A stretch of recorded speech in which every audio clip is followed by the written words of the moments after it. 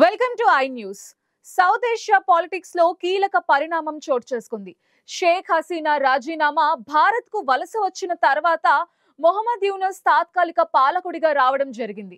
ఆయన హయాంలో ఒకప్పుడు శత్రు దేశంగా ఉన్న బంగ్లాదేశ్, పాకిస్తాన్ మధ్య మైత్రి చిగురిస్తోంది. ముఖ్యంగా వ్యాపారం, సైనిక సంబంధాలు అనూహ్యంగా పెరుగుతున్నాయి. 1,00,000 టన్నుల బియ్యం ఎగుమతి సహా ఈ కొత్త బంగ్లా పాక్ స్నేహం భారత్ కు ఎలాంటి హెచ్చరికలు పంపుతోంది? Let's watch the story.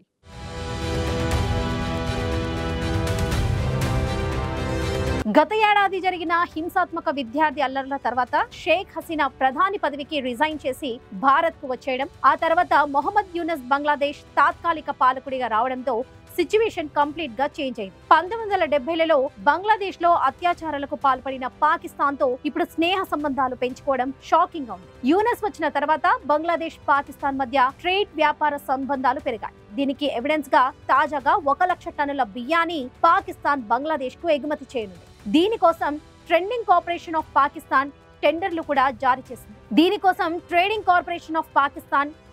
కూడా జారీ చేసింది. ఇది పాకిస్తాన్ ఇప్పటి వరకు చేసిన అత్యధిక బియ్యం ఎగుమతి. ఈ ఏడాది ఫిబ్రవరిలోనే 2 దేశాలు ప్రభుత్వ స్థాయి వాణిజ్యాన్ని స్టార్ట్ చేశాయి. ఇండియాకు వార్నింగ్ మెసేజ్లు పంపుతున్న ఈ పరిణామాలలో బంగ్లా పాక్ సైనిక సంబంధాలు అనూహ్యంగా పెరిగాయి. ఇటీవల పాకిస్తాన్ సైనిక ఉత్పత్తి రంగానికి చెందిన ఉన్నత స్థాయి ప్రతినిధి బృందం బంగ్లాదేశ్ ఆర్మీ చీఫ్ వకారుజ్జమాన్ తో భేటీ అయింది.